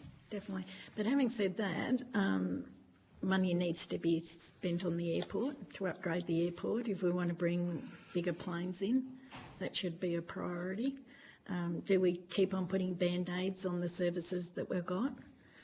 We only need one accident to happen with one of our planes, and it's going to affect everybody. Our planes are ageing. The cost of even the tungsten mine, just flying people in and out, that'd be a cost, big overhead to them. The golfing is wonderful for tourism. Personally, as a neighbourhood house, we see none of that money from golfing. And if anything, on a personal level, I won't say as far as Phoenix House goes, sometimes it's quite annoying when the golfers come over and a lot of their golf clubs take up a lot of the freight. Yeah, so the capacity of the system is also important, which is why your references back to potentially dedicated freight service and or post to ensure that the appropriate capacity for everyday movement is maintained. Look, I think that probably covers that. There's anything else that you want to put on the record? So can I say thank you very much for coming to provide evidence to us today. I don't think you've taken any questions on notice, but if you have, or if there's anything else that you would like to put to us, if we could have that information by Thursday the 7th of May. Thanks, Sally. Thank you for having me. Thank you. That concludes today's hearings. Thank you to all the witnesses who appeared today. Thank you to colleagues. Hope you recover soon, Josh. I was looking forward to sharing a day on the island with you, but I was very much upset about it, so I look forward to coming back soon. Look forward to catching up with you again at a hearing soon. Thank you to Hansard and Broadcasting. I hope you've enjoyed your experience of coming to a very special place. Thank you to the Committee Secretariat. I know that you've already enjoyed your time here. The committee has agreed that responses to questions on notice should be provided by Thursday the 7th of May. Thank you all very much. The committee stands adjourned.